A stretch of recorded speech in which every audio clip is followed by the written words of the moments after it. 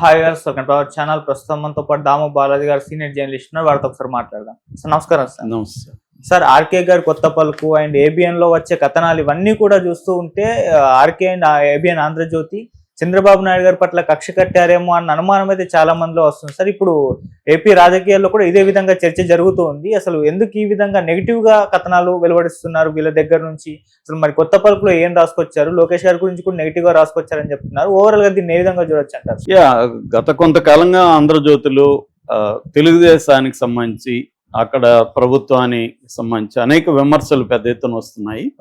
ముఖ్యంగా ఎమ్మెల్యేల అవినీతి పైన, తర్వాత అధికారుల అవినీతి పైన రాయడం, అట్లాగే చంద్రబాబు బలహీనంగా ఉన్నాడని, ఎమ్మెల్యేలను కంట్రోల్ చేయలేకపోతున్నాడని, అధికారుల్ని కంట్రోల్ చేయలేకపోతున్నాడని, తర్వాత తన గవర్నెన్స్ ప్రభుత్వంలో పట్టు లేదని చంద్రబాబుకు, ఇలాంటివి రాసుకుంటూనే వస్తున్నారు ఎప్పటి నుంచో.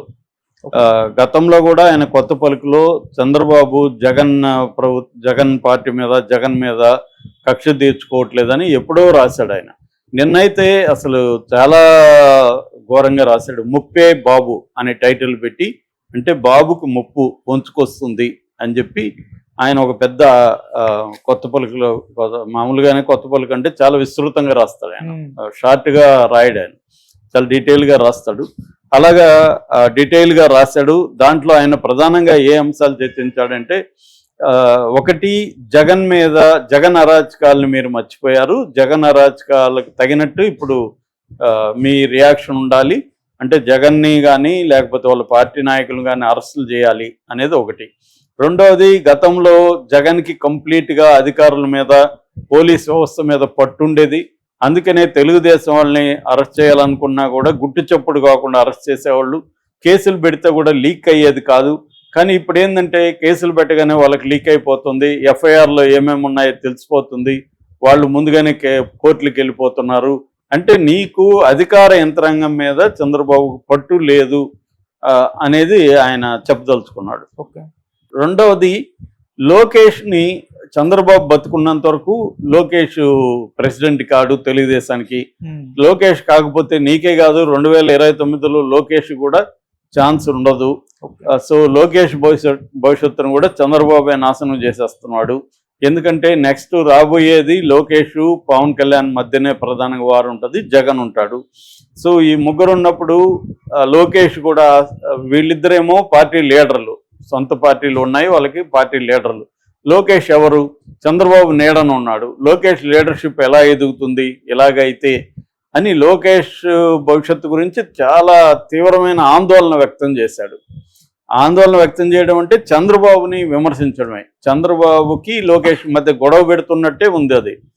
అంటే చూడు లోకేష్, మీ నాన్న నిన్ను ఎదగనీయట్లేదు, నువ్వు ఎప్పుడు ఎదుగుతావు? ఒక పక్క పవన్ కళ్యాణ్ ఎదుగుతున్నాడు, జగన్ గట్టిగా ఉన్నాడు, నువ్వు ఎదగకపోతే నువ్వు సీఎం ఎప్పుడు అవుతావు, చూసుకోమల్లా అన్నట్టుగా లోకేష్ని పుల్లబెట్టడం అంటారు కదా, అలా ఎగదోస్తున్నట్టు కనిపిస్తుంది.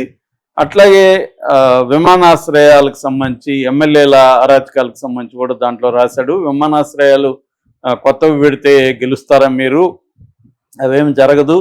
అక్కడ కూడా విమానాశ్రయాలకు సంబంధించిన మెయింటెనెన్స్ మేనేజర్లను కూడా మీ ఎమ్మెల్యేలు కిడ్నాప్ చేస్తున్నారంటే మీరేం చేస్తున్నారు అని అడిగాడు, మాట్లాడాడు. అంటే ఓవరాల్గా ఆయన జగన్ కార్యకర్తలను కానీ, జగన్ నాయకులను కానీ అరెస్ట్ చేయట్లేదు అనేది ఆయన చెప్పదలుచుకున్నాడు. అలాగే లోకేష్ని నాయకత్వ స్థానంలోకి తీసుకురాలేదు కాబట్టి లోకేష్ 2029లో కూడా ఇదవుతాడు. అంటే జగన్ పార్టీని కంప్లీట్గా రూయిన్ చేయట్లేదు చంద్రబాబు, రాజకీయాలు చేయట్లేదు. జగన్ రాజకీయాలు చేసేవాడు, చంద్రబాబు అభివృద్ధిని గతంలో లాగా మాట్లాడుకుంటూ రాజకీయాలు చేయట్లేదు అనేది. ఇది నిజానికి పొలిటికల్ పార్టీ విషయం. చాలాసార్లు ఆయన ఏం చెప్తాడు, ఆర్కే ఆంధ్రజ్యోతి ఎవరికి తోకపత్రిక కాదు, మా ఇండిపెండెంట్ మ్యాగజైన్ అంటారు. మరి నీకెందుకు అంత బాధ? తెలుగుదేశం గురించి, లోకేష్ గురించి ఆంధ్రజ్యోతికి ఎందుకు బాధ? అది తెలుగుదేశం అఫీషియల్ మ్యాగజైన్ కాదు అని ఆయనే చెప్తారు. కానప్పుడు ఎందుకు అంత బాధ అంటే ఏదో ఒక వ్యతిరేకత కనబడుతుంది చంద్రబాబు పట్ల.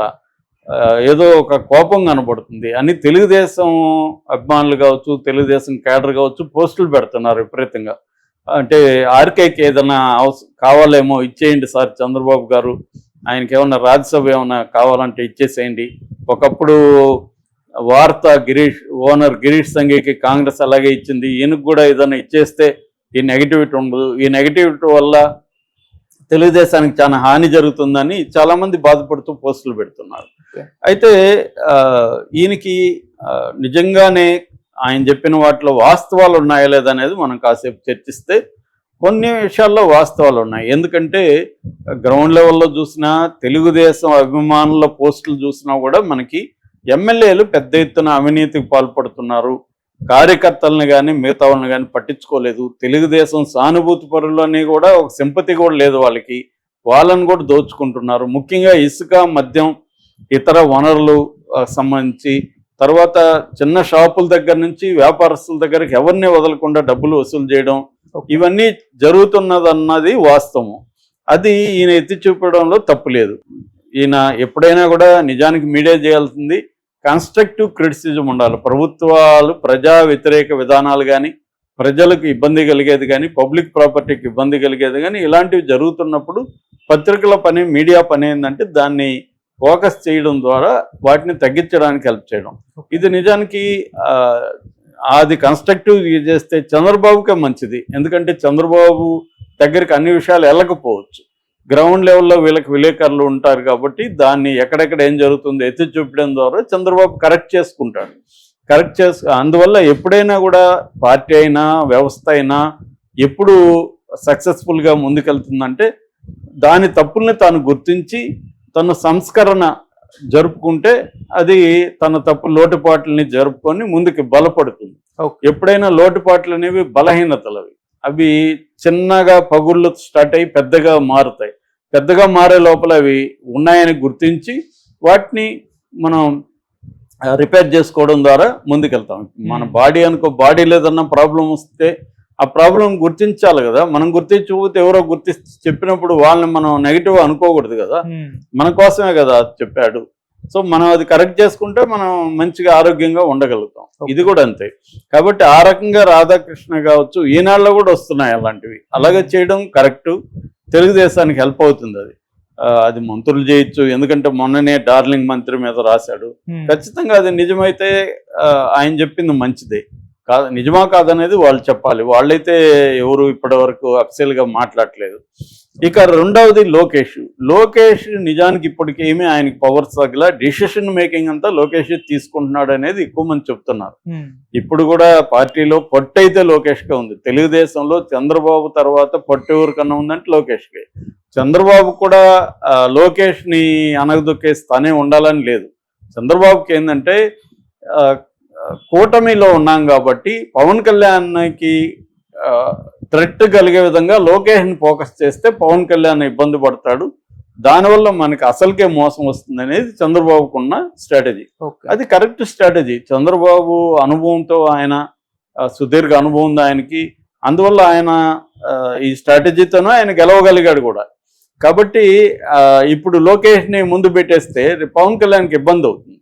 అందుకని లోకేష్ని కొద్దిగా చూసుకొని పవన్ కళ్యాణ్ కూడా 25 ఏళ్ళు 20 ఏళ్ళు మీరే సీఎంగా ఉండాలని చంద్రబాబుని అంటున్నాడు. అలాంటప్పుడు చంద్రబాబు కూడా యాక్టివ్గా ఉన్నాడు, ఆయన ఇంకో 10 ఏళ్ళు ఉండగలడు ఈజీగా. సో ఇప్పుడిప్పుడే అర్జెంట్ ఏం లేదు లోకేష్ని ఇచ్చేయాలని. ఆల్రెడీ లోకేష్ని చేయడానికే కదా ఇవ్వగలం, ఇదంతా కూడా ప్లాన్ చేశాడు. ఒకప్పుడు పప్పు గిప్పు అనేవాళ్ళు, కామెడీ చేసేవాళ్ళు, ఇవాళ ఎవరు లోకేష్ని కామెడీ చేయట్లేదు. లోకేష్కి పట్టు వచ్చింది గతం కంటే కూడా. గతంలో కూడా లోకేష్ గవర్నెన్స్ లో ప్రధాన పాత్ర పోషించేవాడు. ఇప్పుడు ఏంటంటే బ్యాలెన్స్ చేయాలి. గతంతో పోలిస్తే గతంలో ఏంటంటే పవన్ కళ్యాణ్ బయట నుంచి మద్దతు ఇచ్చాడు తప్ప గవర్నమెంట్ లో లేడు. ఇవాళ గవర్నమెంట్ లో ఉన్నాడు, ఆయన సెకండ్ పొజిషన్ లో బయటికి కనబడుతున్నప్పుడు ఆయనకి ఇంపార్టెన్స్ ఇవ్వాలి. కాబట్టి చంద్రబాబు లోకేష్ ని కొన్ని చోట్ల డౌన్ ప్లే చేస్తున్నాడు పబ్లిక్ గా. కానీ గవర్నెన్స్ లో నిర్ణయాలు తీసుకునేదంతా లోకేష్ అని చెప్తున్నారు. చాలా మంది మంత్రులు కూడా లోకేష్ అపాయింట్ చేస్తాడని, ఈవెన్ రాజ్యసభలో మొన్న సానా సతీష్ లాంటి వాళ్ళ మీద నెగిటివిటీ కూడా లోకేష్ పట్టుబట్టి ఇప్పించుకోగలిగాడు. కాబట్టి ఎప్పుడైనా కూడా ఒక గవర్నెన్స్ కానీ ఒక ఎనీ అడ్మినిస్ట్రేషన్లో డెసిషన్ మేకింగ్ ఎవరు తీసుకుంటారు అనేది ఇంపార్టెంట్. వాళ్ళే నాయకులు. డెసిషన్ మేకింగ్ లోకేష్ తీసుకుంటున్నాడు అనేది మనకు వస్తున్న సమాచారం. కానీ ఈయన దాన్ని కప్పుపుచ్చేదో మాట్లాడుతున్నాడంటే ఈయనకేదో హిడెన్ అజెండా ఉంది అని. మేబీ ఈయనకి బిఆర్ నాయుడికి టీటీడీ చైర్మన్కి ఇవ్వడం ఇష్టం లేదనేది కూడా ఒకటి ఉంది. ఎందుకంటే తెలుగుదేశం మీడియాలో రామోజీ తర్వాత తానే రామోజీ రోల్ ప్లే చేయాలి, తాను చెప్తే ప్రభుత్వాలు నడవాలి అంటే రామోజీరావు ఒకప్పుడు అలాగ ఉన్నాడు. తాను ముఖ్యమంత్రులను అనుకుంటే మార్చేయగలడు, అనుకుంటే పెట్టగలడు అన్న ఇది రామోజీరావుకు ఉంది. అలాగా ఉండాలని ఈయనకి ఏమన్నా ఉందా అనేది డౌట్లు ఉన్నాయి రాధాకృష్ణకి. కానీ ఇవాళ అది సాధ్యం కాదు. ఎందుకంటే తెలుగుదేశం మీడియా కూడా డైవర్సిఫైడ్ అయింది. TV5 కానీ మహా టీవీ కానీ వీళ్ళు కూడా గట్టిగా తెలుగుదేశం వైపు నిలబడుతున్నారు. కాబట్టి ఓన్లీ రాధాకృష్ణని ప్రోత్సహిస్తే ఇబ్బంది. ఆల్రెడీ బాలకృష్ణకి రాధాకృష్ణకి ఇబ్బందులు ఉన్నాయని చెప్తారు. అట్లాగే లోకేష్ కూడా రాధాకృష్ణ మాట వినట్లేదని చెప్తారు. సో వాళ్ళకి వాళ్ళ సొంత ఇవి ఉంటాయి కదా. ఒక మీడియా ఓనర్ చెప్పినట్టు గవర్నమెంట్లు నడవు కదా. వాళ్ళకి వాళ్ళ ప్రయారిటీస్ ఉంటాయి. రెండోది ఇది కొయిలేషన్ గవర్నమెంట్ కాబట్టి ఇంకొన్ని లిమిటేషన్స్ ఉంటాయి, ఇంకొంత జాగ్రత్తగా వెళ్లాల్సింది. అట్లాగే జగన్ మీద చర్యలు అంటే ఒకటి, మోడీ జగన్ని శిక్షించడానికి మోడీ అనుకూలంగా లేదని వార్తలు వస్తున్నాయి. అందువల్ల కూడా చంద్రబాబు అదొక అడ్డు, ఆయన ఇష్టం వచ్చినట్టు ప్రవర్తించలేడు. రెండోది జగన్ గతంలో చేసిన అరాచకాలే మనం చేస్తే మనకు కూడా నెగిటివిటీ వస్తుంది, మనం పట్టుబిడుపులతో వెళ్ళాలి అనేది కూడా చంద్రబాబుకు ఉండొచ్చు. సో జగన్ చంద్రబాబు ఒకరు కాదు కదా. చంద్రబాబుకు ఉండే పర్సనాలిటీ ట్రైట్స్ వేరు, జగన్కు ఉండేది వేరు. జగన్కి రాయలసీమ ఫ్యాక్షనిజం బ్యాక్ డ్రాప్ ఉంది. అతను కక్ష కట్టుకునే మెథడ్స్ వేరు, అతను డీల్ చేసే మెథడ్స్ వేరు. చంద్రబాబు వచ్చిన నేపథ్యం వేరు. చంద్రబాబు ఎక్కువగా గవర్నెన్స్కి, డెవలప్మెంట్కి, ఇటువంటి వాటికి ఇంపార్టెన్స్ ఇస్తాడు తప్ప కక్ష సాధింపు అనేది చంద్రబాబు తక్కువే ఉంటుంది మామూలుగా. సో కాబట్టి కంపేర్ చేసి నువ్వు కక్ష తీర్చుకో అని చెప్పడం ఏంటిది, ఇదేం జర్నలిజం అనేది అందరూ ఆశ్చర్యపోతున్నారు. నువ్వు కక్ష తీర్చుకో, వాళ్ళని చంపే నరికేయి అనేది జర్నలిజం కాదు కదా. నువ్వు డెవలప్ చెయ్యి, ప్రజలకు ఇంకా ఏం చెప్పాల్సింది. నువ్వు 6 హామీలు అమలు చేయట్లేదు, అది అమలు చేయి, ప్రజల్లో వ్యతిరేకత వస్తుంది. అట్లాగే డెవలప్మెంట్ కూడా ఏం ముందుకెళ్ళట్లేదు, డెవలప్మెంట్ మీద ఫోకస్ అవి కదా ఏం చెప్పాలి ఒక జర్నలిస్ట్గా. అవి కాకుండా నువ్వు వాళ్ళ మీద కక్ష తీర్చుకోవట్లేదు, సరిగా తీర్చుకోవట్లేదు, తీర్చుకోవాలని తొక్కేయి, అంచేయి అని చెప్తే ఎలాగా? ఇది చాలా మంది ఆశ్చర్యపోతున్నారు. Okay sir, thank you so much sir.